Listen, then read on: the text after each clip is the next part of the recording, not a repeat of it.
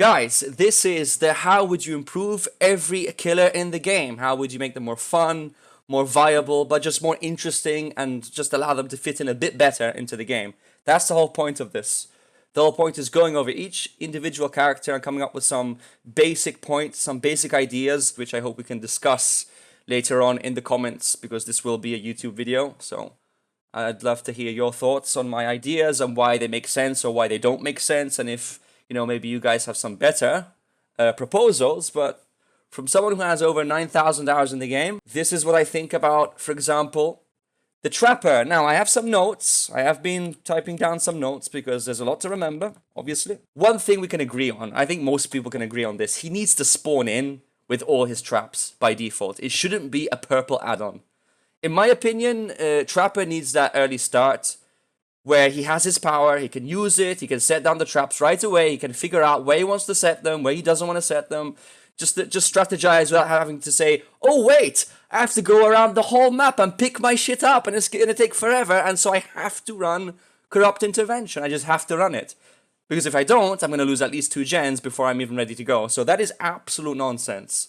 It's something which I feel is very old, and it's probably something which was okay back in the day, but now, in modern DbD, it's just spawning in with only 2 traps and having to pick them up as you go. It's really painful. It's really old, outdated. Yeah, outdated is the right word.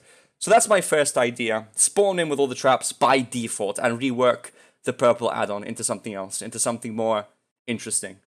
Now, the second thing, traps, they usually get closed very quickly. If you're playing against the Survivor friends, you set down a trap, chances are you get called out, your position gets called out, they know exactly beforehand, exactly where you put basically nearly every trap. So in most cases, not all the time, but in most cases, you'll have someone just following you around and closing every trap you set, to a degree. Now, to mitigate this a little bit, just to make it a little bit more annoying, I think that traps by default need to be, you need to be able to close them a bit slower. I'd say something like maybe a 30% slowdown on closing traps, just so someone just wastes a bit more time if they want to go out of their way just to annoy you and just close traps. So now closing a trap takes 30% longer. So they can't just spam close all the time. Because right now, you feel like you have to bring Bloody Coil, because if you don't, they can just close the trap with basically no downside at all. They don't get injured. The time investment is very, very low. You know, at the end of the day, they can just spam close and then you become a mouse one killer with no power, essentially. I've seen it happen. Makeshift Wraps is a brown add-on for Trapper. What it does is it allows the Trapper to walk over his traps without getting caught in them. And it's just the funniest thing ever. Ever since the Trapper exists in DbD, he was always able to get caught in his own goddamn traps. And why is that a thing?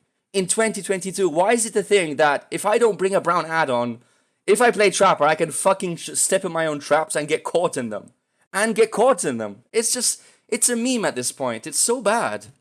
It is so fucking bad. So my proposal is to make makeshift wraps, make it base kit. Make it base kit. Would it be a big deal? Because you feel like you need it every game. I mean, it's just so cringe that I think the Trapper is the only killer who can inconvenience himself through his power that I can think of. Like, his power can actually affect him in a negative way, and it's just, why? Why? It didn't have to be an add-on. It's like, oh yeah, now you can avoid it, but it's an add-on. So now you only have 1 add-on left. Yeah, that's bullshit. Like, we're not talking about a strong killer, so that needs to be base. And then one more thing. Traps need to inflict deep wound by default, okay? I believe Otz had this idea as well. I'm not too sure, but I believe he did, but that's beside the point. I think there needs to be a slightly bigger downside to stepping on a trap. Being injured is okay, but being injured, if you went into deep wound, I think that would be a bit more fair. Like, kind of like Deathslinger when he hits you with a harpoon. So you step on a trap, you go into deep wound base kit as well, and rework the add-on. There's a yellow add-on for that, I think. So you would rework that add-on and make all these quality of life changes base kit. Okay, now I know many of you would say, oh, but if the Trapper spawns in with all his traps, then that would be OP. I mean, no, not really. It wouldn't be OP. That just means he can place his shit earlier as opposed to placing his shit later. Like, don't get me wrong, the Trapper will eventually still get his traps. He will still place them on the map. You'll still have to try to avoid them. It's just going to happen a lot later in the game as opposed to earlier on in the game when he actually needs them, okay? Because by the time you're fully set up, the game's basically nearly over. You're going to have probably like 2-3 gens left once you have all your traps set, like, honestly. So it would make a lot of sense to see these things implemented in his baseline and not having to bring an add-on for this and an add-on for that, and now I can't use anything else. And it just becomes stale, and it makes him a very, very add-on reliant killer. So what would happen, in my opinion, if he did this, is Trapper would become more strong, which is what he needs, but he would also become a little less add-on reliant. He won't be like, oh, I fucking need Bloody Coil, oh, I need this, I need Trapper Sack because I'm on a shitty map, and I know I'm going to waste time going to get my traps. You won't have to keep worrying about that bullshit all the time. So those are my ideas for Trapper. You may have some more, and then again, I encourage you to comment down below on what will be a video on YouTube if you do have some further ideas. But those are the base, most important things in my eyes. Now, I think we can move on to Wraith. Wraith is a killer. It was my first killer. He was my first main.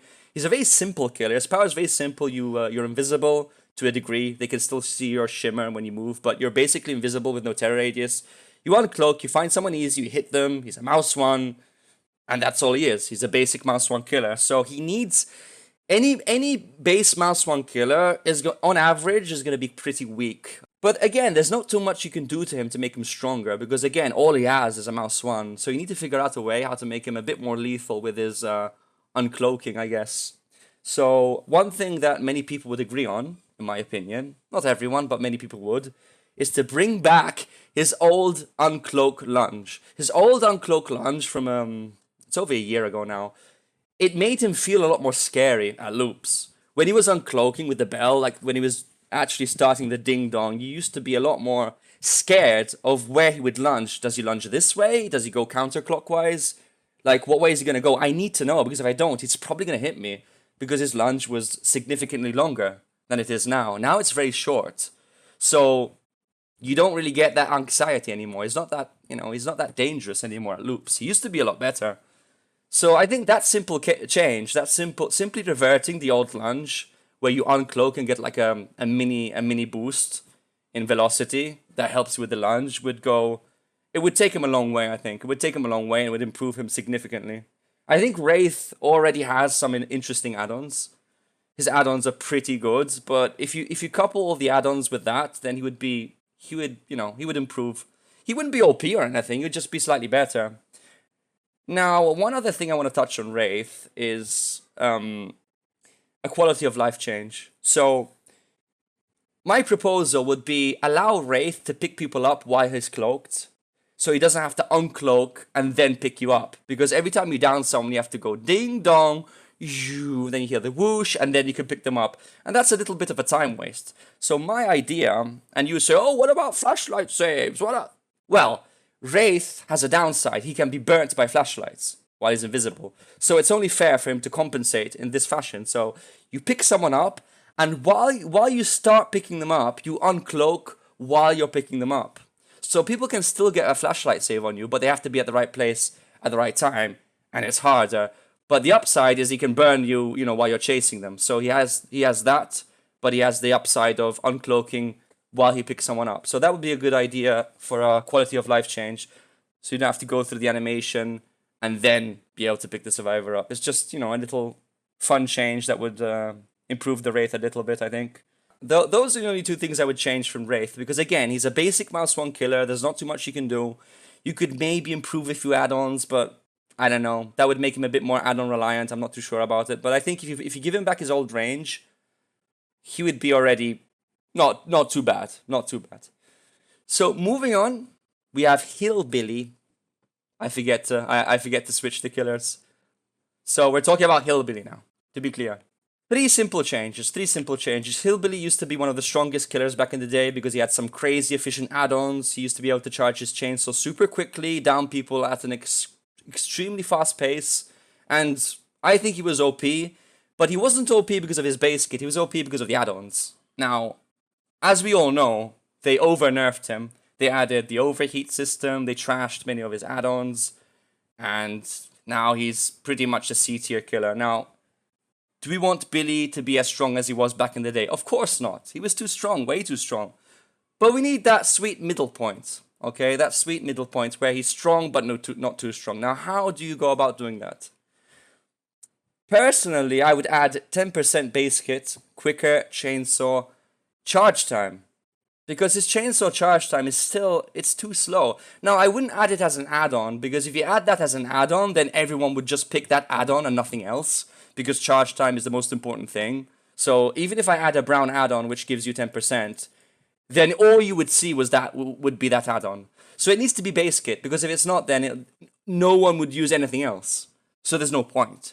So add 10% quicker chainsaw charge time, and then also add 10% base kit increased turning rate. His turning rate without the shoes add-ons, without the purple or the yellow shoe add-ons, is really bad.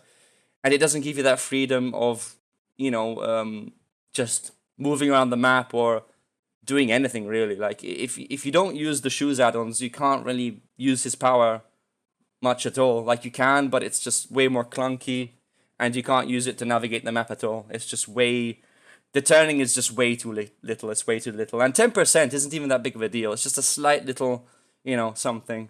Just to allow him to get across the map a little easier, not just to keep bumping into stuff over and over and over, which is very infuriating and time consuming. So yeah, a 10% there, a 10% here would help him. It would help him a lot. I feel that it would help him a lot. Now, one more thing I would do is the default cooldown when you hit a survivor should be decreased, in my opinion. Because when you down someone with a chainsaw attack, it takes a long time before you can rev your chainsaw again and go for someone else. It's like, you have to really waste a lot of time. So I would propose shaving that down by 1 second. So when you down someone, you can get back into the action just slightly quicker. And it would make him a bit more efficient. For example, when someone gets an unhook, or just basically anytime you down someone, you can just get back into the action a little quicker. So if you bump into something, you still get a penalty because you bumped into nothing, you didn't actually get the hit. But then you get rewarded by 1 second less of a cooldown if you hit someone. So it's kind of like a little reward for actually hitting the guy you want to hit. I think those 3 changes are all he needs to be a way more decent killer on average. Now, of course, I may change a few add-ons because many of his add-ons are not very good. They don't really do much. So I may improve them a little bit, but I haven't thought exactly of how to go about doing that. So he may need a slight add-on pass, maybe move a few numbers around here and there. But for the most part, I think these 3 changes would be very welcome, I think. I don't want to go overboard, but yeah, very subtle, but still significant. We can move on to Nurse.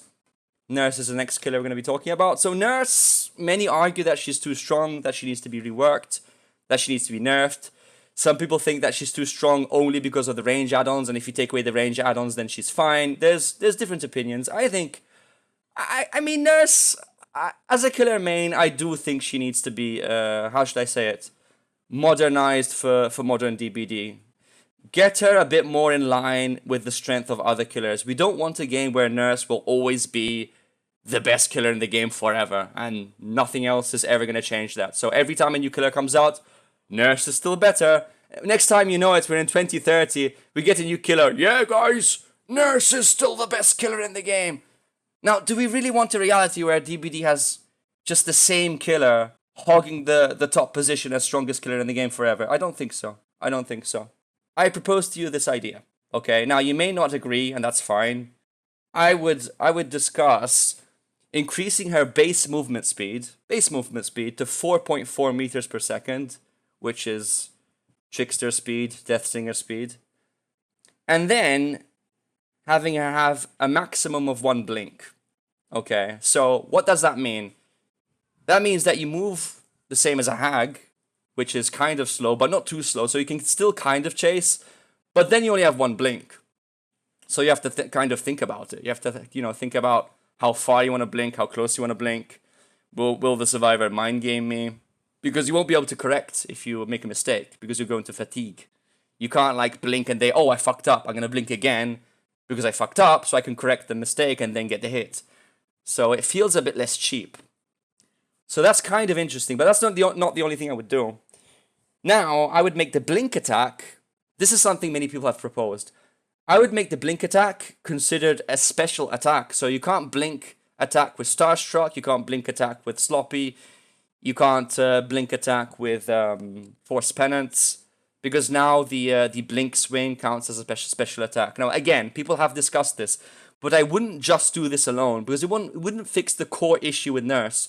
The core issue with Nurse is that she's just too strong. She can, double blink. You blink once, you miss the guy, but then you blink again, you correct the first blink, and then you get the hit. That's the real thing that makes the Nurse OP and just strong as fuck and not fun, like, in my opinion. So you still need to address that that baseline problem, okay? Because again, we don't want the Nurse to be the best killer in the game forever. She's way stronger than all the other killers. It makes no sense. It's boring. It's been like this for ages.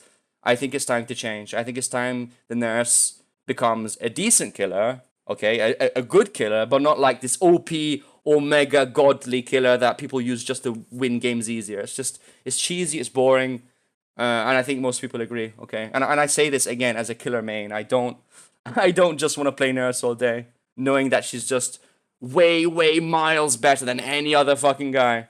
So, yeah. Blink swing is a special attack.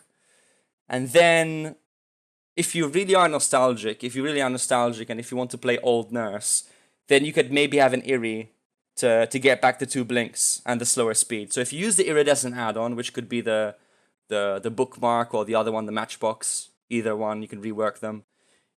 You get the old Nurse back. But remember, if you bring the old Nurse, you have to sacrifice an add-on slot, so you won't be able to bring the Omega range or the quick recovery Nurse, because you would have to sacrifice a slot just to bring back the old blink system. So it would tone her down a bit. And furthermore, you could maybe nerf the purple range add-on. The purple range add-on is I think most people would agree it's a bit too much. It's just a bit too excessive. You could nerf the purple to the green value and then nerf the green. That's kind of what I would do. So if you want to play old Nurse and get the normal movement speed and the 2 blinks, you would run an Eerie and then another add-on of your choice. And that would make the Nurse generally a lot more acceptable and a lot more, in line with the rest of the killer roster. She would still be strong. Like, if these changes actually got done, they won't, but for the sake of the argument, if those changes actually got implemented, I believe she would possibly still be the strongest killer. But it would just be way harder to actually get the same results. It would be way harder, but I think she would potentially still be the best killer. But yeah, I don't know what you think about it, but that would be my first proposal. Now, obviously, I would put it to the PTB first. I wouldn't make these changes right away and publish them in the live version of DbD, but I would do a PTB just to see how it goes and then go on from there, because there may be something I've missed. It's it's very hard to get this stuff right the first time, so it could do with a few revisions. But I think that if you increase her base speed and you give her 1 blink, she would actually probably become a lot more interesting. I think you guys underestimate a 4.4 Nurse, because right now, Nurse moves slower than Survivors when she's not blinking. She moves really slow. So imagine a Nurse moving 4.4 and then having a blink as well. That's quite nasty. That's nothing to laugh at, dude. I don't think you realize. Like, imagine a hag, okay, following you and then blinking at you. So again, that wouldn't make her a bad killer. It would not make her a bad killer. So I do think it's a good idea. Anyway, moving on. Moving on, guys. Doctor. They're not in order, but yeah, we're talking about each killer as we go. So the Doctor, I mean, he's not even that bad. If you're a good Doctor, if you know the timings on him, if you know the timings on his power, you can get some really good results with Doctor. Now, his map control isn't amazing. He has some decent tracking, but again, he can't get to places quickly, which is the part where he's lacking the most, in my opinion. Now, would I give him a teleport function or something crazy? No. We already have teleporting killers. We don't want every killer to be able to teleport and do, the same shit. So how can we make Doctor, a bit more, just a bit better or just a bit more interesting? So, this is a very interesting idea that I'm sure you guys are going to love. Okay, so how about this? Make the Doctor illusions chase survivors at Madness 2 and 3. And you're like, what? What did this guy just say? Doctor illusions chasing the survivors? How is that fair? No, wait a minute. They can't actually damage you, though, because they're illusions. If you're Madness 2 or 3, you could only do it at Madness 3, maybe, but I would set it also at Madness 2. You basically see, like, the Doctor chase you, and you're gonna believe that it's actually the real guy, but then when he gets close and swings at you, he disappears. He fades away, and you hear the laugh, you hear the That would be awesome. Again, guys, with AI, you know, the same like with the zombies, you could set the Doctor to patrol the gens, the illusion, so the illusion spawns somewhere, it tracks the survivor, and the bot starts chasing you, but it's an illusion, and you think it's the real killer, because they have a red stain and everything, and then when they go to swing at you, it's like, and so the madness is a lot more oppressive. And maybe only for tier 3 though, maybe only for tier 3. So once you snap out of it, then the illusions disappear and you can get back to your business. But as long as you're in tier 3, you will have the chance to encounter a Doctor illusion, which will chase you down and scare the shit out of you. And that would be awesome. That would be an awesome idea. It's a fun idea because it's, you know, when you're mad, you see things, you see these, you know, these weird things just appear around you. And rather than having a Doctor just completely static, you know, like an illusion that doesn't move, just stays there doing nothing, I think it's very boring. Rather than that, have something that actually moves around, chases you, or plays some as animation, I don't know. But that would be my idea.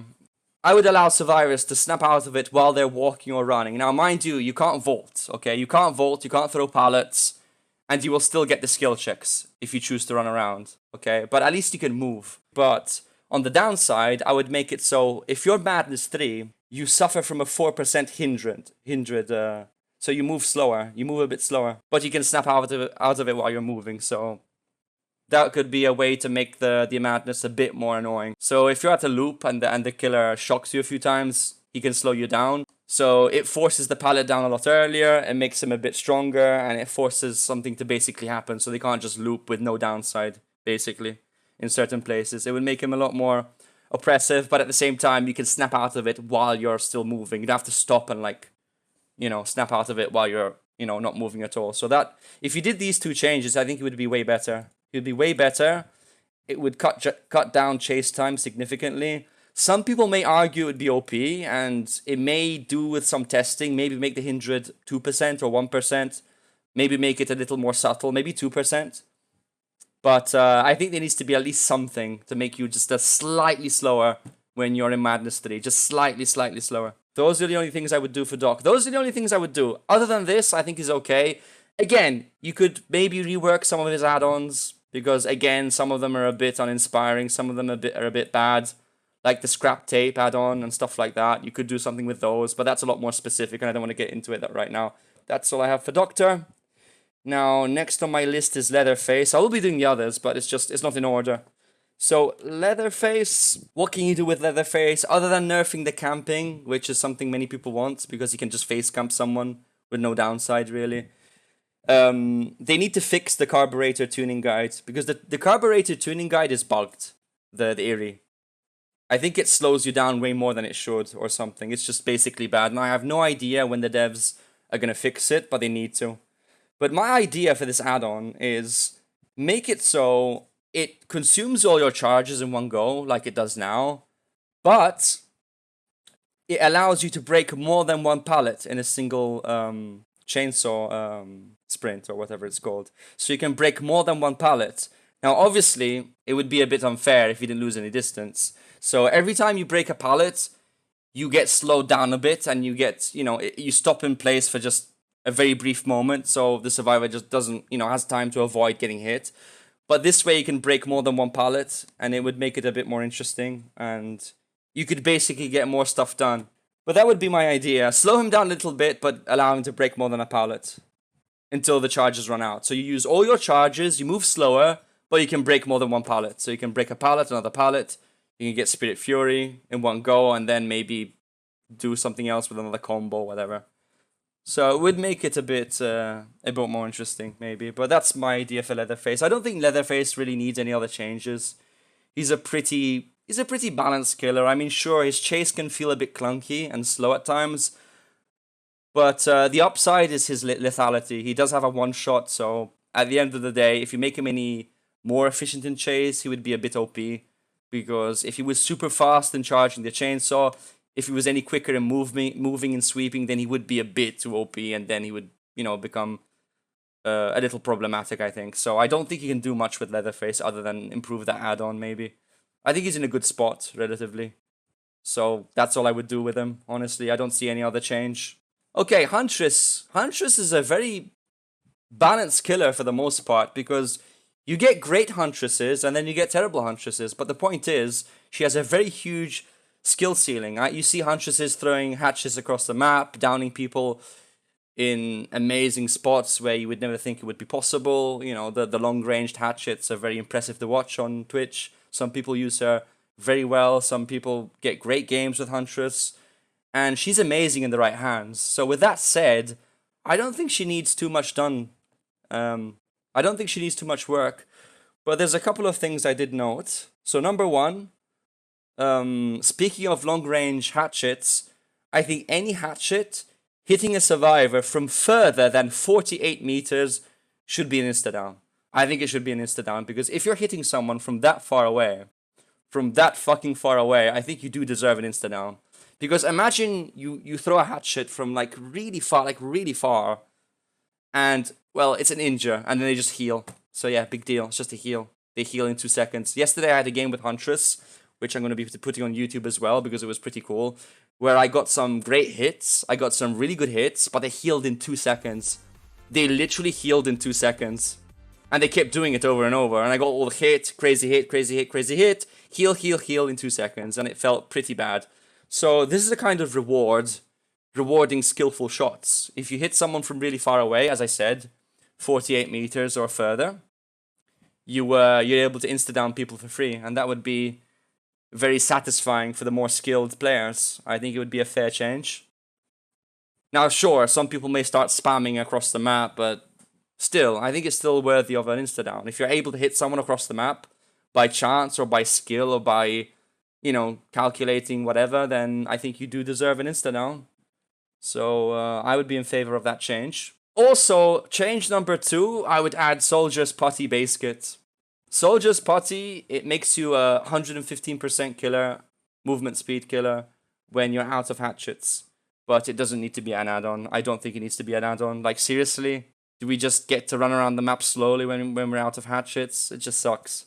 Having to reload with Huntress is a pain in the ass. And I think we can mitigate that problem by just giving her normal killer speed when she has 0 hatchets.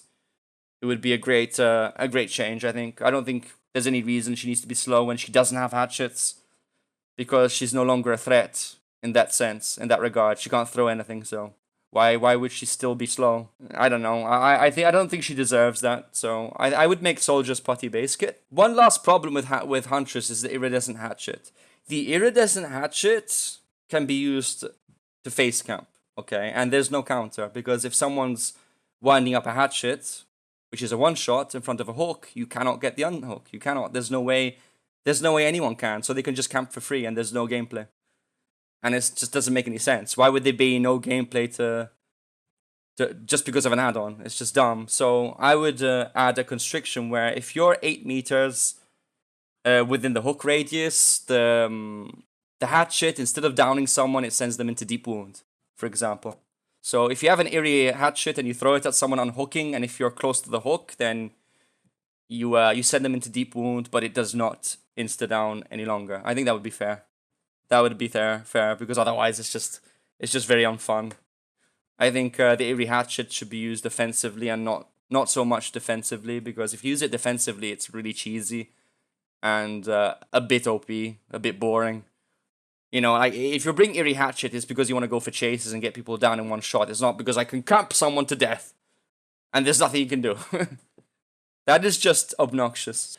Okay, that's all I got for Huntress. Moving on, we have the Hag. The Hag, damn, she needs some work. So for Hag, 4.6 meters per second base movement speed and rework waterclog show.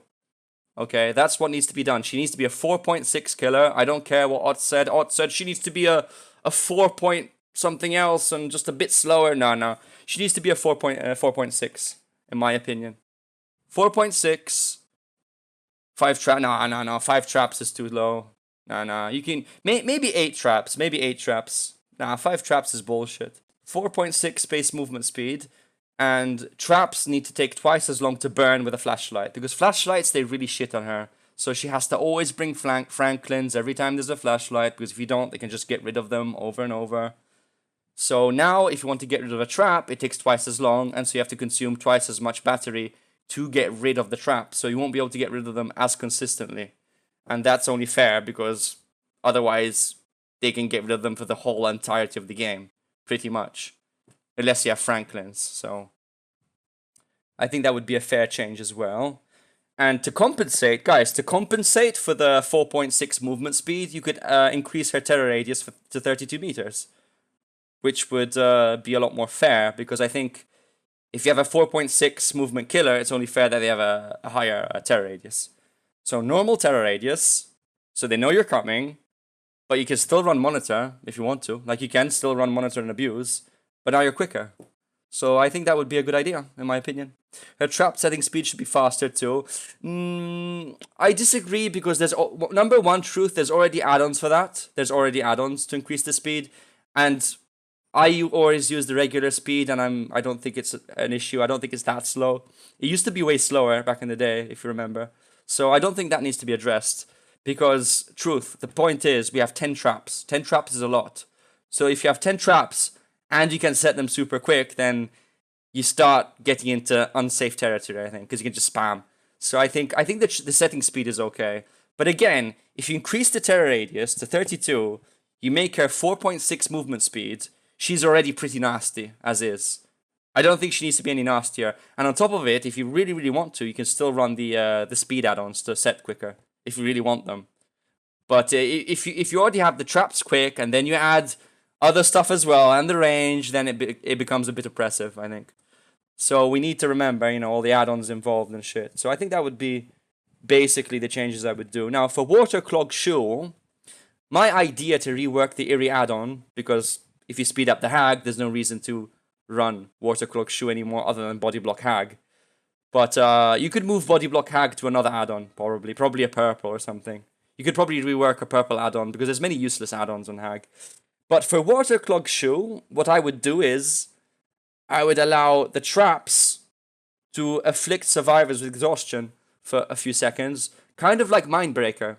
So you set up a trap, and if they're injured, and you appear there, they can't dead hard, because they're exhausted for 5 seconds. And that would be really strong for an Eerie add-on. It would be pretty damn good. So, yeah, you can exhaust them every time they trigger a trap. They get a 5-second exhaustion, or maybe a 4-second exhaustion, allowing you to slap them as soon as you reappear. And they won't be able to sprint, and they won't be able to dead hard. Okay, that's all I have for Hag now. Now, Plague is, in my opinion, one of the most balanced killers in the game, if you think about it. The only annoying thing about Plague is sometimes the hit detection on her red puke is a bit iffy, and also on her normal puke is just a bit, like, sometimes you hear someone make a sound like they're infected and they're not, because of the collision detection and the ping or whatever, so that's kind of annoying. But balance-wise, when it comes to her actual efficiency, I don't think there's much that needs to be done when it comes to Plague. So Plague is mostly fine. Plague is the only killer on this list where I probably wouldn't change anything other than these technical aspects of the hit detection. So yeah, other than the hit detection, in my opinion, Plague is pretty okay. She shits on all the healing meta. She shits on the boons, on the, anything to do with healing, the fast med kits, all that stuff. So I don't think she needs any improvements, honestly. I don't think she needs any improvements. She's pretty strong as it is. So I think Plague is in a good spot. Freddy. Our favorite foul Freddy. Now, what would I do with our boy Freddy? Freddy has been the weakest killer in the game for quite a while now. When he was released, he was the weakest killer because he had to set survivors to sleep before he could even hit them. Then they reworked him to be a lot stronger, and then they nerfed him again. In a nutshell. Now, right now, in 2022, what can we do with Freddy to improve him? So, as we have already discussed before, he should be able to use his snares and his fake pallets together. So you have 7 dream tokens, but you can use both snares and pallets. So it's a lot more confusing for the survivor. Is this pallet fake? Is he also going to drop a snare as well? So already he gets a bit more, tricky to deal with, because you don't know exactly what he's going to go for. He can use both the things in the same go, in the same match. And you can, with shared tokens, of course, so you can't just spam. And that would be the first step in the right direction. Now, one other thing Freddy shouldn't get slowed down when he sets snares. And I believe that was a nerf. I don't think Freddy used to get slowed down while placing snares. And there's no reason he should. There is no reason why you should get slowed down while you're setting down a slowdown. There's no point. It's counterproductive. Like, imagine Clown getting slowed down when he throws bottles. Like, he doesn't. So why should Freddy get slowed down when he puts down a snare? So they should revert that and make it so he doesn't get slowed down anymore when he places them. And that would be another good thing. Survivors who are in the dream world have reduced healing speed by 15% and reduced repair speed by 15%. This would be huge. Because if you pair this with Thanatophobia and other stuff, it would make Freddy a lot more effective, a lot more oppressive, a lot stronger, and a lot more able to delay the game. And it would make the sleep mechanic be a lot stronger. So survivors will actually want to wake up now, to avoid the pallets, to avoid the snares, to avoid the penalties. So they'll be actively looking for the alarm clocks instead of just not caring and stay on the gens, because they would get slowed down. So imagine running Pentimento with this. It would make him a lot better. Now, maybe you could go with 10%, maybe 15 is a bit too much. But basically, add a penalty to being asleep. So if you're asleep, you actually, it's actually bad for you as a survivor. Like, you don't want to be asleep. And the reason why you don't want to be asleep is not only because of the chase. It's not only because, oh, there's a fake pallet, oh, there's a snare. But even if the killer isn't chasing you and you're asleep, you still want to wake up. Because you're going to be healing slower, you're going to be repairing slower, you're going to be basically doing stuff slower. But not a lot slower, just slightly. Just a slight, enough to make you not want to be asleep, okay? Because otherwise, I think 10% is probably a bit more fair. Because 10% it's no big deal. It's like a resilience. It's like the opposite of a resilience. And I think, come to think of it, I would say 10%. So you get a 10% debuff on heals, cleanses, and repair. And it would make Freddy be a lot more oppressive, a lot more effective. Another thing we discussed yesterday is you could give him the ability to teleport to gens which are completed. So this way you could make some endgame plays at the exit gates with no id or no way out. So you could teleport to a gen which has already been done. But obviously we'd need to see the completed gens in a different color, so you know exactly which gens are completed, so you know where you want to go. Okay, so because if you see all the gens the same color, you're going to end up teleporting to a gen which is already repaired, and obviously no survivors will be there. Okay, so yeah, that's one thing you could do. So there you have it. Those are my ideas for Freddy. Deathslinger is next on the list. For Deathslinger, I would add the iridescent coin to his base kit. Why? Would that be OP? Would that be too oppressive? No, it won't. Because against Deathslinger, what people do is they shift W. They shift W, they get as far away as possible, and that's all they do. And it's very frustrating. So, to mitigate that, if the Deathslinger is able to hit someone very far away, like what he needs to do with Iridescent Coin, he can insta-down you. So now, you can hold Shift W, but now, you better hope he has a bad aim. You better hope you can miss the shot, because if he gets you, he could potentially down you now. So there's a risk, there's a downside. There's a downside to just running away in a straight line. I think I would keep him 4.4, but give him Eerie Coin base kits, and he would be a lot more scary. Because now, if you run away, you expose yourself to the insta-down. So there's a downside to it. So it's a lot more risky. And number 2, he needs an add-on rework. He needs a few of his add-ons reworked. Some of them are okay, but others are pretty bad. So, guys, you know the add-on that makes your terror radius decreased when you're aiming? You know, the one that no one uses? I think it's the bottle one. I think it's this one. The Gold Creek whiskey. And there's a green one as well. Wanted poster. So these two... this increases the movement speed while aiming. These are pretty bad. So what you could do is, you could decrease the terror radius by 8 meters when the Deathslinger hasn't reloaded. So if he doesn't reload his spear gun, he has 8 meters less on his terror radius, which would allow people to approach their targets a lot more efficiently. Now remember, back in the day, Deathslinger used to have a 24-meter terror radius, and they nerfed him. They nerfed his terror radius back to 32, because, Deathslinger is so scary. So, I agree with the 32-meter radius, but now if you use the add-on, and you don't reload, you lose 8 meters, which again, you can add on monitor and lose another 8. So that would allow you to lose up to 16 meters, and that would make him pretty scary. Because then you could jump scare someone and then reload, and then you're ready to go. So it would be interesting. Ah, there's a yellow too. So I meant the purple and the yellow. So the purple and the yellow, you rework them. So one of them makes you lose 4 meters. The other one makes you lose 8, or you could do 6 and 8. And that would make him a lot more scary, in my opinion. That's pretty much all he needs. I wouldn't make him a 4.6 because it wouldn't be very fair for Huntress to be 4.4 and then Deathslinger is 4.6. Now, I think he could be a 4.4. Just give him Eerie Coin, base kit, and rework those add-ons, and he's mostly fine. So what would I do with Spirit?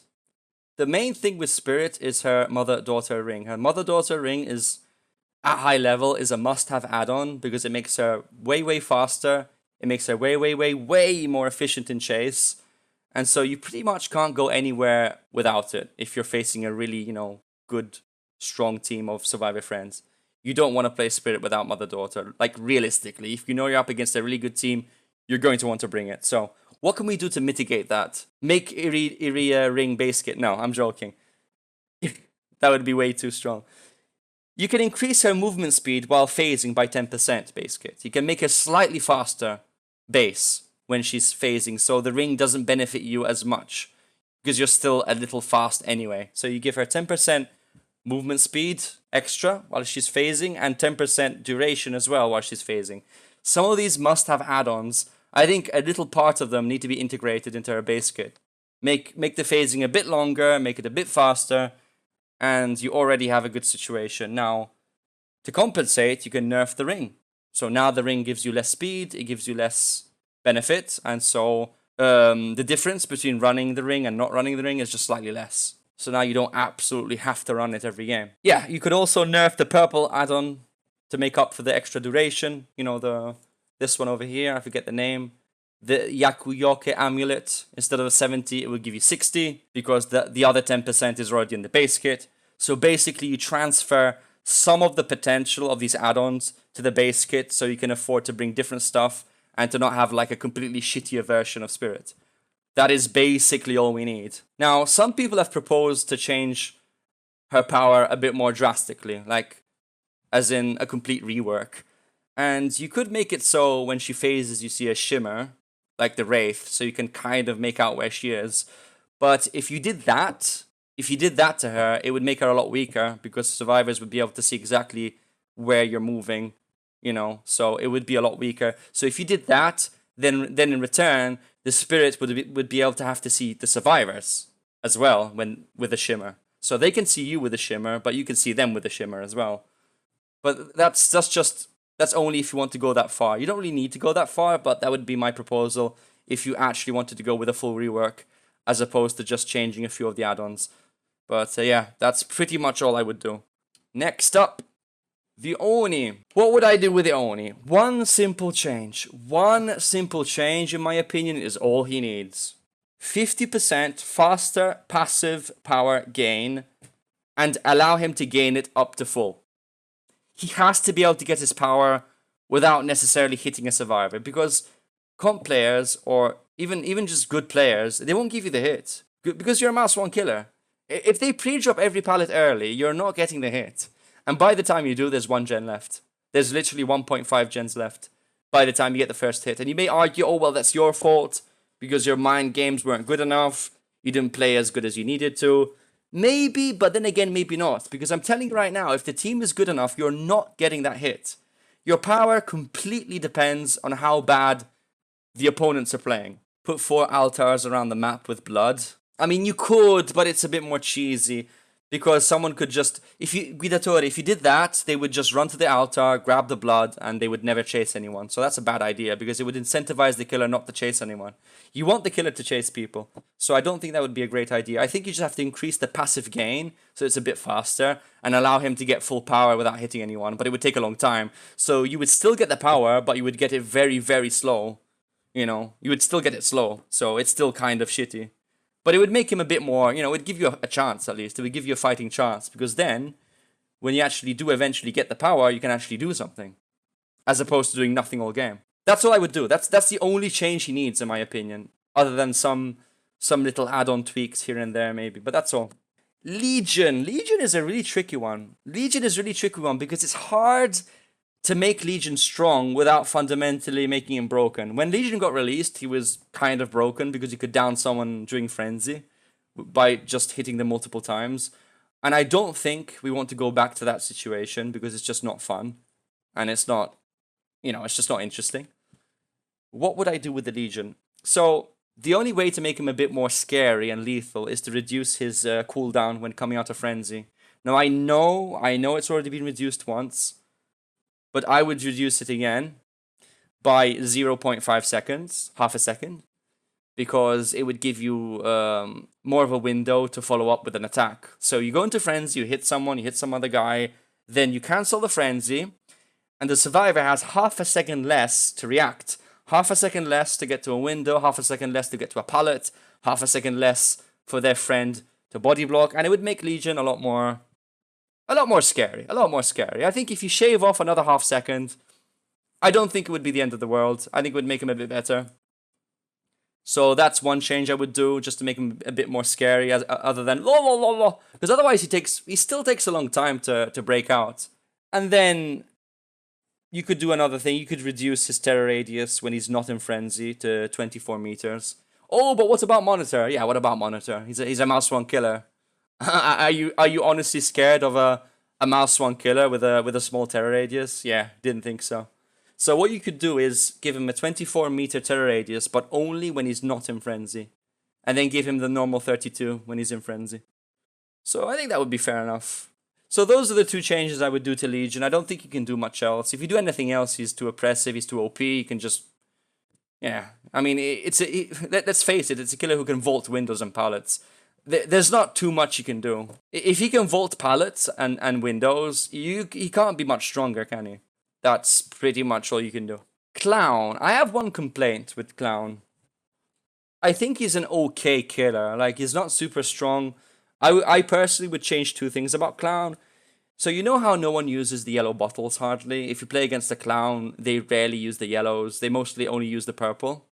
And there's one major reason, in my opinion. It's because the yellow bottles, they take too long to activate. When you toss a bottle, it takes... I'm not sure how long it is. Is it half a second or point something? It takes a bit of time for the yellow to actually become available for you to use. First it's white, then it becomes yellow, and then you can use it. I would reduce that delay. I would reduce it by 33%. So take away 33% of the delay from when you can use the yellow bottles. It will make it a lot more satisfying. 1.5 seconds. Yeah, reduce that. And it would make the yellow bottles a lot better. It would make people want to use them a lot more. So that's one change I would do. It's not a huge change. It's a very subtle change. Most importantly, I would allow the Clown to interrupt survivors' actions by hitting them directly with a bottle, much like Pinky Finger. So you know how when you hit someone with a bottle and you're using Pinky, you can insta-down them. I would go as far as to say if you hit someone with a bottle, you can interrupt their actions, much like the Doctor, for maybe half a second. So if you're close to a pallet and you hit someone straight on, you have half a second to react and to swing at them before they drop it. And that would make him even more efficient in general around loops and stuff. Now, bear in mind, it's not easy to hit someone with a bottle. Okay, it's not. Especially if you're not very close. You have to really, line it up. And it would only be half a second. So you have a very small window to react and to swing and to maybe interrupt a vault, interrupt a pallet stun, interrupt... whatever they're doing. So it would be a nice way to complement someone hitting a bottle, with a direct hit, because it's not easy to get. So think about Dead Hard, but the opposite, like a Dead Hard for killer. So Dead Hard makes you immune for half a second. The bottle would make you vulnerable for half a second. So it's like an anti-Dead Hard. It's like the opposite of a Dead Hard. It's the same window, but in the killer's favor. And to make it happen, you have to hit them with a bottle directly. So that's my idea. That's all I would do. I mean, there's not too much else you can do. You can't make him super quick because he already has the yellow. You can't give him a teleport because it would be weird. He doesn't need it. You can't make his slow down any slower because it would be unfair. So there's not too much you can do. The only real thing you can do is what I just mentioned. Direct hits, interrupting the actions for half a second, and the more efficient yellow. That's all you can do. We don't want to make him OP. That's not the point. Moving on. Demogorgon. Demogorgon is the next on our list. Demo has some shitty add-ons and some amazing add-ons. I think this add-on is amazing. This add-on is amazing. This add-on is decent. I would argue this is okay. These two are decent. This is also not that bad, honestly. It's not that terrible for a brown. But then you have some other useless ones. So I would give him a slight add-on pass to make his add-ons generally a bit more efficient. Now, I don't want to go into detail on the add-ons themselves because it would take a long time. But the one thing I would do, okay, this is interesting. This is actually very interesting. When the Demogorgon appears from a portal, when they come out of a portal, every survivor within 8 meters of the portal has their actions interrupted and they scream. Okay, kind of like infectious fright.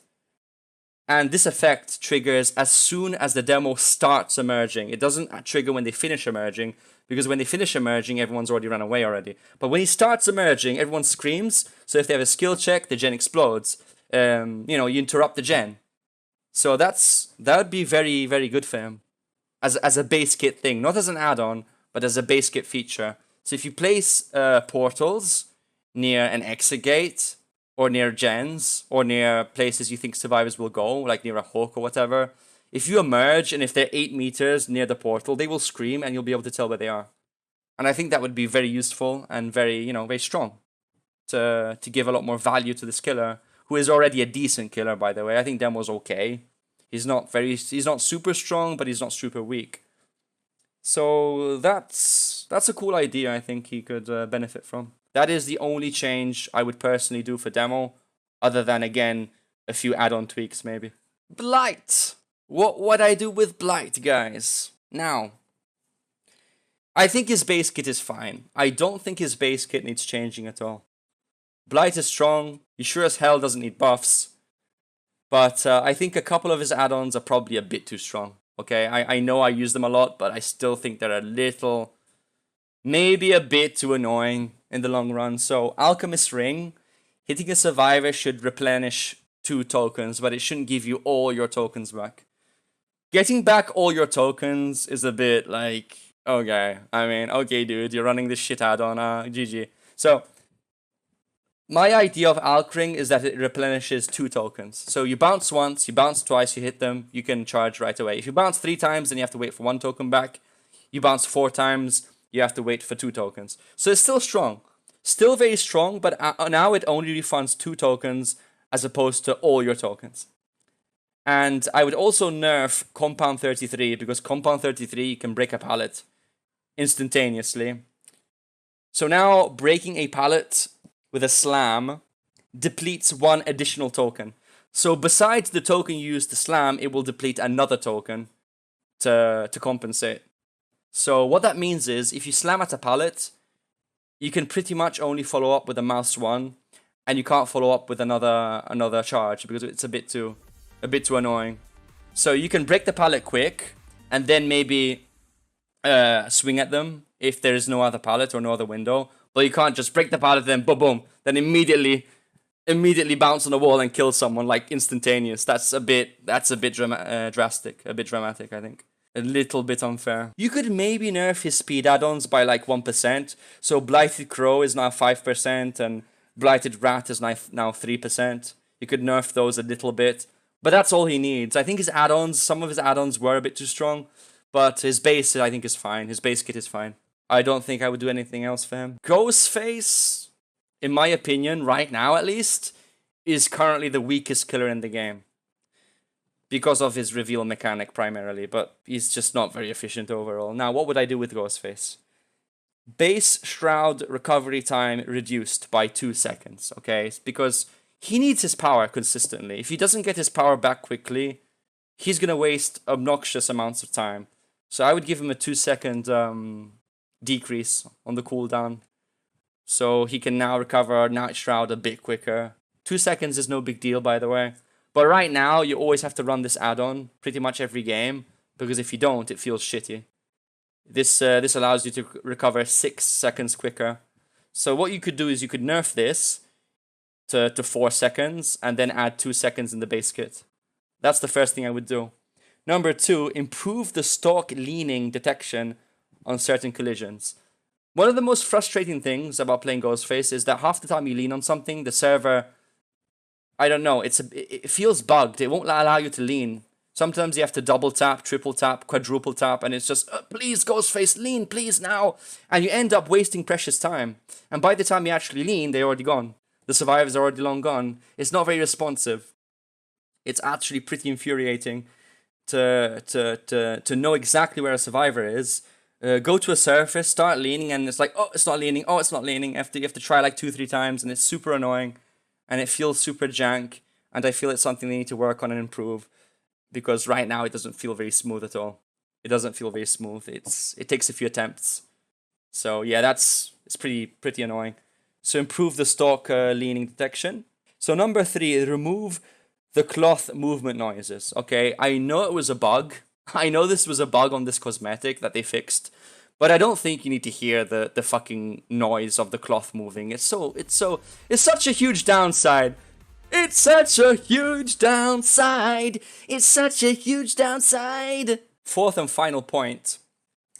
Remove the reveal bleed over when breaking line of sight. So recently, when Ghostface got reworked, when someone started revealing you, if you hid yourself, there was still a little bit of bleed over. So they could finish revealing you after you already taken cover.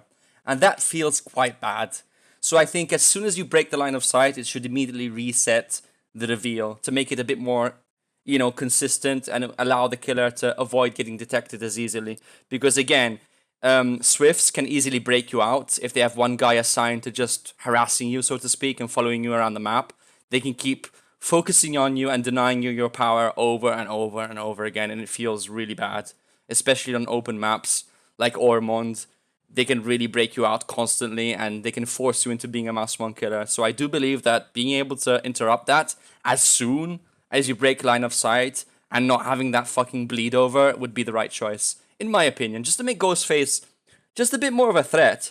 Because after all, he is a Mastermind killer. He's not like, he hasn't got any anti-loop. Now, moving on, my guys, moving on, we have the pig. The pig has suffered many, many nerfs over the course of the years, to the point where she's become a meme in the community, pretty much. Now, the term nerf pig is like a joke. It's a joke. Now, what would I do to improve pig, to make her more fun? Ambush sound delayed until attack starts. So, ambush it's not super efficient because dead hard is a thing, okay? So even if you hit the perfect ambush, they can just dead hard and then you're fucked. What I would do to make it a bit more stealthy and fun is to, the roaring sound when she starts to lunge, she goes, "Roar." You can move that sound to when the attack actually begins and not when you start charging. So when you start charging, the attack is silent and you only hear the roar when you start moving. So you charge it and then roar, you start making the noise only when you start moving. So they don't really have any time to react. They have to react visually, but they can't react based on the sound alone. I mean, they can, but at that point, you're already moving. So it's a lot harder to avoid it. You may avoid it with maybe a sprint burst, I guess. But it would make the lunge, it would make the ambush way more efficient. And a lot more fair. Because right now, she roars early and everyone's warned. And they can move away and they can react and they can run away and whatever. And it's pretty awful. And it's actually pretty bad. Number 2, base terror radius reduced to 24 meters. She is a stealth killer. I mean, technically she should be a semi-stealth killer, so I think it's only fair that she has a 24-meter terror radius in all cases. So if you use monitor, you can take it down even further to 16. So, yeah. I mean, again, you don't have to run monitor, but I think it's only fair that her terror radius doesn't need to be that big. It just doesn't. It just doesn't need to be that fucking big, okay? She needs to be a stealthy, scary killer who can, lunge around corners with this ambush, and you need to be, careful about where you go, and, just make your way scarier and more efficient in that regard. So that's what I would do. And another thing I would do is traps used after exit gates are powered are automatically active. So bring back the old-fashioned traps where if a trap isn't active, it's active automatically if all the gens are finished. So if all the gens are finished, any trap you use is already active. So now she's a lot more lethal endgame. So endgame, you can actually have a situation where the exit gates are open, but they still can't escape, and so the game goes on. And yeah, survivors won't like it, but I think it's only fair. I think it's fair that if the pig didn't use the traps during the game, she should have a chance to use them by the end of the game if she gets someone, because she still needs to catch you. Remember, she still needs to catch you. Punish those loop-leaving cheesers. Yeah, exactly. So those are the three main things I would change from pig.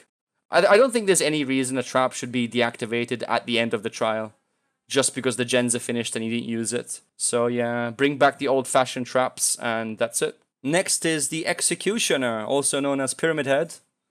Now, Pyramid Head's base kit I think is fine. I don't think he needs any changes to his power. I don't think he needs any changes to his Torment. I don't think he needs any changes to the cages. I think overall he's pretty strong. I consider him an A-tier killer, so in that regard I wouldn't do much. But what he does need, and what everyone agrees with, is that he needs a huge add-on pass. A huge add-on pass. His add-ons, other than range and maybe the duration of the Torment stuff on the ground, are absolute bullshit. His add-ons are really pointless. No one runs them. No one runs any of the other add-ons because they're just so bad. The values are really low and they're just not worth it. So I want to throw out a few ideas. Obsidian Goblet. Undetectable, lingers for 4 seconds after leaving Trail of Torment. Seal of Metatron. Tormented survivors suffer from the blindness status effect until Torment is removed. So as long as they're tormented, they'll always have blindness, which is really annoying. And it's an eerie add-on. It's an eerie add-on, so that would make it a lot better. Scarlet Egg increases Killer Instinct duration by 4 seconds. Misty Day increases Killer Instinct duration by 2 seconds. So it just basically gives you more tracking instead of very, the numbers are too low as it stands. I think the Killer Instinct increases are way too low to make it significant. Lost Memories Trail inflicts Oblivious for 30 seconds. Oblivious for 30 seconds is quite nasty, by the way. So that would actually do quite a bit. Crimson Ceremony Trails inflicted, mangled, and hemorrhage until Torment ends. It's just a lot more efficient. Add-ons that actually, do something, as opposed to doing nothing. But those are just a few ideas. You could do a lot more if you wanted to, but I think Pyramid Head overall is quite a strong killer, and he doesn't really need anything else. Nemesis. He's okay. Honestly, he's not that bad. He's not too bad. He can get gen rushed, and he does have a 3-hit mechanic, which is kind of a chore, you could say. But at the end of the day, he's not a bad killer. You can zone people pretty well with the Tentacle if you get level 2. You can break pallets quite efficiently. The one thing I would do, though, is give a little bit more value to people who are infected. In the killer's favor, I mean. So zombies prioritize infected survivors. So if there's a survivor who's not infected and a survivor who is infected, the zombie will always prefer to chase the infected survivor, and they will chase them faster by 15% when alerted by them. Okay, so when you're infected, you're going to attract more zombies. The zombies are going to move faster.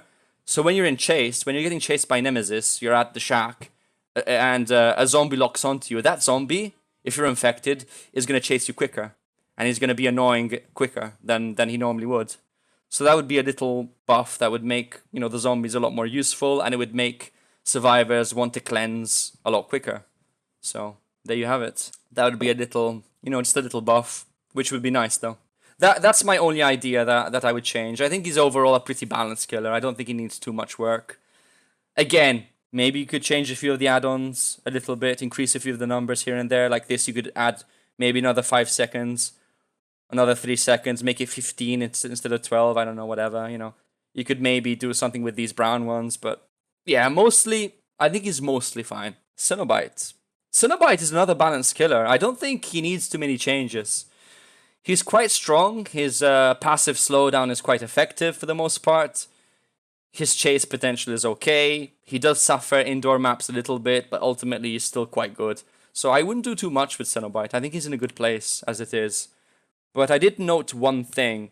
Improve the add-ons which no one uses. Because there's so many add-ons on this guy which are very, very, very bad. Like, for example, well, this is a meme one, but then you have decreases Summons of Pain cooldown time by 3%. Like, these are all bullshit, these yellows. Return rate of Possessed Chains, useless. Possessed Chains maximum travel by 2 meters. Like, you could increase this to, like, 12 meters. You need to increase the numbers on many of these add-ons because no one uses them. They're really, really bad. They're really, really bad. So all these greens, I would say, I think the purples are fine. All these greens, all these yellows, and all these browns, they either need to be reworked or improved. That's all he needs. I don't think his base kit needs any changing. I don't know, man. I mean, 8 meters, you hit them with the chain, and then what? By the time you're there, they're already broken free, so...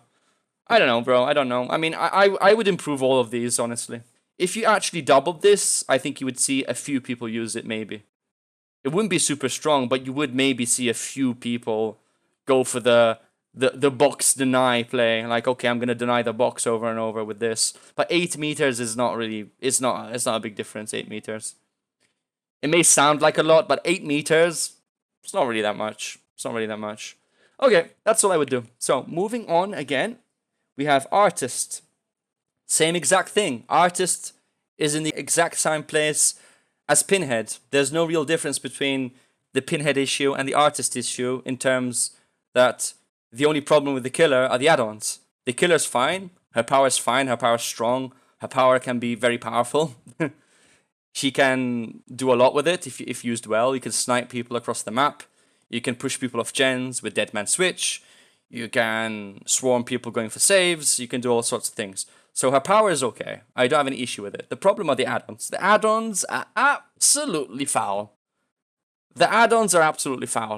Some of them are okay. I think the tongue is fine. Severed hands are quite strong. Matthias' baby shoes are also quite good. The Aries may be okay, you know, like, but some of the lower rarity ones are pretty fucking bad. The yellow's okay, obviously. The yellow's a must-have. I would go as far as to considering this a base kit, I think. But all these greens, these yellows, all the browns besides this, they need some improvement because they're pretty mellow. They're the kind of add-ons that you just wouldn't run for any reason. So, for example, the blindness and stuff, hemorrhage and stuff, these all need to get buffs. These ones all need buffs, in my opinion, to make them a lot more worth. It's an add-on issue with Artist. Her base kit is fine. I don't think you can improve it anymore. If you improve it anymore, she becomes way too strong. As it is, she's quite good. So, I think I would leave it at that. Dredge is quite a good killer. He has excellent map control. He can go to any locker at pretty much any given moment. He has some anti-loop thanks to the Remnant mechanic. So, overall, decent killer. I would put him somewhere in B tier. I have fun playing him. However, there are a few things with Dredge which are really, really annoying. Number one, the time it takes to break out of a locker. The time it takes to break out of a locker is a bit excessive. So, what I would do is, breaking out of a locker should take 0.5 seconds less. And then you should nerf this to 0.5 seconds. This should give you 0.5, and you should transfer the other half second to the base kit. That's one thing I would do. Because this is an add-on you have to run. You just have to run this. If you don't run this, Dredge is really painful. Because they'll lock every locker, and you have to just... Basically, the whole game is going to be you breaking out the lockers, and it's just really... It feels really bad. It feels really, really bad. So make half of this base, and make this yellow give 0.5. Okay, that's the best thing you can do with Dredge. One other thing I would do is, to improve it even further, survivors should now take 2 seconds to lock a locker as opposed to half a second. Because survivors take like half a second now to lock a locker, or less. And it should take like 2 seconds. The animations should be a bit longer, so they need to commit to actually taking time to go lock lockers, and it would make it a lot better. Because you can't just go lock, everything's locked. Every single locker on the whole map is locked. It's just cheesy. It's just super cheesy. Remove the locker cheese. Well, Foxy Bunny, you won't need to remove the locker cheese if you implement the changes I just mentioned. If you implement the changes I just mentioned, you wouldn't even need to do that. So I think this is even a better idea. Cut down the time, let them have fun locking, let them have fun doing whatever they're doing, but now it takes longer. So locking a locker takes 2 seconds. This makes it a lot more probable that you teleport to the locker while they're locking and interrupt them and grab them. That's another thing you have to keep in mind. If it takes them longer to do it, that gives you more of a window to intervene and to take advantage.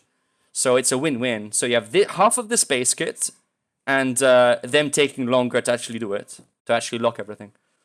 So that's my 2 cents. That would be my idea for Dredge. Simple but effective. And I don't think he needs anything else. His Remnant is pretty fair. It gives enough room for both the killer or the survivor to come out the winner in any mind game. So maybe the survivor has a dead heart. The survivor positions themselves in a spot where even if you teleport, you don't hit them. So I think the Remnant is fine. I don't think it needs buffing or changing. So what can we do with twins? Now, remember, soon Unbreakable is going to become base kit. So with that in mind, I think twins needs a very severe speed up in terms of their actions. So there's a few add-ons that have to become base kit, in my opinion, to keep up with the power struggle and Unbreakable Soul Guard meta. Because if that doesn't happen, twins is going to become a D tier killer and bully material, in my opinion. So I think the best thing to do is make Fingernail and the Hood base kit. So these two add-ons decrease Victor's unbind time base kit, and Bloody Black Hood decreases Charlotte's waking time base kit. So these two should be base kit, these two. Okay? And rework those. Now you can switch back and forth a bit quicker. You can project Victor a lot quicker, and it's not going to slow you down as much. And that's only fair. He should recover 1 second sooner by base as well, because now they can pick themselves up quicker, so it's only fair that you recover quicker. So if you miss, you can still get crushed, no problem. But if you hit someone, it should be slightly quicker. Because right now, I think it's 5 seconds. I think if you down someone, you have to wait for 4... Is it 4 seconds or 5 seconds? I think it's 5 seconds. But I think it should be 1 second less, at least. So if you shave down all those, those time wastes, then the twins is slightly better. It's 5, so it should be 4. So make that 4 seconds, which is still a long time, by the way. It's still a long time. So make that 4, and then give these 2 base. And then you have a killer who's probably can barely keep up. So yeah, that's my idea for twins. Not too dramatic, but at the same time, very welcome. Very welcome changes. Maybe give Hindred to survivors holding Victor, so they won't want to keep him, and if they keep him, they move slower. You know how Wesker slows you down with his infection? Kind of the same thing. So the longer you keep the Victor, the longer he's scratching your hair out, the slower you become over time, like the Ouroboros, up to 8%. So the longer you keep him, you can keep him for a bit, but the longer you keep him, the slower you become. So that would be annoying. So that's a great idea, actually. Make it so as soon as you get hit by him, you're not immediately slow, but he slowly, while he scratches at you and bites you and claws your neck out and rips your flesh off and pulls your hair out from the roots, you slowly, you get slowed down up to 8%. And at which point you want to get rid of him. So that would be a lot more fair. That would be way more fair, and it would make twins a bit better. So yeah, that's all I got for twins. Now, a very interesting idea I have for Trickster is something that you may find, interesting or not. But I want to see what you think about this. The main issue with Trickster is speed, movement speed. He's a 4.4 killer, whether you have knives or whether you don't have knives. So you always be slow with this guy, and there's no add-on to make him faster. So the main pain caused by Trickster, in my opinion, is just the slow speed. The slow speed is so annoying. But what can you do? If you have knives, he can't be fast with knives. If you make him fast with knives, then he's OP, because he can just catch up in no time and down everyone for free. So how do you balance this guy? He's very difficult to balance. Because on one side, if he's slow, he feels painful. If you make him too fast, he's too strong. Because now there's no counter. So what do? I think I have the solution. Maybe. So I would suggest adding an ability, a special ability, which you could activate with control when you don't have main event, maybe. Or maybe another button, maybe F or whatever. And what that does is, at any given moment, you can drop your knives. And when you drop your knives, he does an animation where he does a flurry with the knives and he throws them around himself, in a circle. Okay? He throws them in a circle, and each knife goes in a separate direction and deals 1 damage, one stack or whatever. But if you do that, you become a 4.6 killer because you have 0 knives. Anytime you have 0 knives, you become 4.6. So if you're at a bullshit loop, say you're at a jungle gym or you're at the main building and you don't want to be slow, you're like, you know what? I'm going to sacrifice my knives to gain movement speed because in this particular loop, the movement speed is more valuable than my knives. So you can choose whether to play knives or to drop the knives in a flurry and to go for the movement speed and for the +1.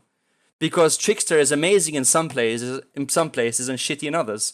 So that would mitigate all the times where, oh, my knives are great here, but now my knives are shitty over here. So in the jungle gym, you use the flurry, you become quicker, and you can go for the +1 because you're 115%. If you're at a shitty loop, you stay slow, but you use your knives. So it makes them a lot better. So you can choose whether to be a +1 killer or to be a ranged killer who's slower. That would be an amazing idea, I think. It would be a really good idea. But you can only do the speed increase when you have 0 knives. You have to have 0 knives. That would make the Trickster way more fun, I think. Being able to switch back and forth would make it way more fun, rather than being always slow and always shit out of luck. So as soon as they run to a jungle gym, oh, you're at the jungle gym, I guess I'm fucked. Oh, you're at the shack, I don't have bamboozle, I guess I'm fucked. Oh, you're at the main building, every wall is tall, I can't hit you with the knives, I guess I'm fucked, I have to leave. I have to leave and go chase someone else who's at a bad loop, because otherwise I can't do anything. Moving on. Onryo, my friend. Wow. So this killer, dude, this killer needs some work. This killer needs some serious work. So the first thing I would do with her is decrease the TV cooldown down to 75 seconds. Because right now it's 100 seconds. So you can decrease it a bit. We don't want to go overboard, because remember, people do the condemned gameplay, you know, where they just condemn people and go for the Mori kills. So we don't want that to happen every game. So we want to nerf we want to improve the TVs, but not too much. Okay, not too much. So you could shave a few seconds off, make it 75. 60 is more fair. I think 75 is fine. I think 75 is safe. Because otherwise you'll get people going for the obnoxious condemn play every game. And I don't know. I think 75 is the sweet spot. 100 is too long. Number 2, exiting a TV has no sound cue, allowing the Onryo to be more stealthy. Now this is important because if you don't make any sound, they're gonna have to use their eyes. So if the TV is behind a corner, or you know, if it's not in your direct line of sight, you're gonna have to figure out whether the Onryo is teleporting or not. And this will allow her to potentially grab people, to potentially get hits and stuff like that. Because if you hear her appear from the TV, then you get a huge head start, and it doesn't feel very fair. It doesn't feel very good. So I would just remove the audio cue from the TV when you merge. And number 3, survivors take 0.5 seconds longer to insert a tape and remove condemnation, which I think is also very needed, because right now the interaction is really, really short. And they can drop their condemnation instantaneously. So if you take away half a second and make the animation just a little bit slower, I think that would be a healthy change, I think. It would give you a bit more of a window to stop them. To stop them removing the condemnation. Because if you don't run Save the Best, you're either going to have to be really close to them, or they're going to get it off. They're going to get it off. They're going to reset you. Trust me, like if there's a gen next to a TV, which is behind a corner, you emerge, they may not hear you. They may not hear you. And then you can get a free hit, essentially. So I don't think it's bad. I mean, you could do a few more things, but those are the first things that come to mind. And last but not least, I think we already made it to the end. We already made it to the end, guys. We have the one and only Mastermind. Now, this guy, the nature of his power makes it a bit situational. Good survivors will identify where and where not to loop, to essentially allow you or not allow you to use your power. In certain places, you'll have a really hard time getting hits with your power. Like if they run around some circular debris or some short loop, there's not too much you can do. But then again, in other places, like at the shack or at the main building, you can maybe use your power very efficiently and catch them. So his power is somewhat situational, but nevertheless, he's not terrible. Although he does piss me off a bit when I play him. When I play Mastermind, I do sometimes say, oh, this killer is useless. He's not useless. He's just sometimes frustrating, and he can be, as I just said, situational indeed. And good survivors will identify where to make his weaknesses show the most, because they know exactly where to run you. So it's going to feel pretty bad sometimes. So what I would do to him to improve his power a little bit is decrease his cooldown after ending a rush. So after you end your second token, it should take less time to be able to then follow up with a mouse one. Because following up with a mouse one after finishing the dash, it takes a long time. It takes a long fucking time. You finish it, and he's like, there's a long ass animation. He puts his tentacle away, and it takes a long time. It's like, and then boom, and it feels quite bad. It feels quite frustrating, and I think it could be reduced a little bit, maybe by like 25% or something. Just a bit. Just make him a bit more responsive, because he doesn't feel very responsive when he finishes a dash. I feel like the survivors have too long to react. Way too long. They need some time to react, of course, otherwise it would be unfair. But I feel like they have a bit too long to react. It's a bit, I don't know, man. But that is the one thing I would change. I don't think I would change anything else. I don't think he needs any other changes. He's pretty strong. He's pretty okay. He's pretty balanced. Could you change a few add-ons? Maybe. I think some add-ons are okay, mind you.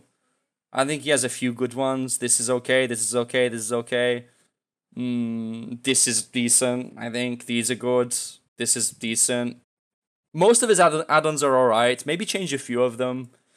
Maybe up the numbers a bit on this and this slightly. But yeah, he's okay. And that's all I have for you guys. I hope you enjoyed. It was quite a long ride, I know. I've been talking for a long time. But those are the killer improvements that I would personally implement into the game. Should I be selected as a game designer for DbD, which will never happen. But still, I think most of what I said makes sense. From the standpoint of someone who's played the game for over 9,000 hours, mostly killer, I think that if these ideas were implemented, it would generally improve the game, and it would make the killers a lot closer to each other in terms of efficiency and fun, and just people's willingness to pick them, okay? Because certain killers, people don't want to play right now. People are reluctant to play certain killers like Hag and Clown and Ghostface and Pig and, these weaker ones. But if you made some of these changes, I'm pretty sure you'd see a lot more people playing these killers, and you would see a lot more variety in the roster overall.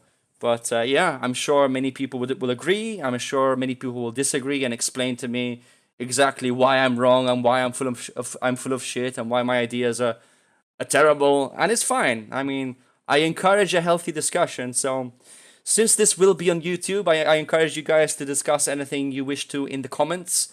I'll do my best to respond to as many of you as I can. And yeah, that's all I got. See you when I see you.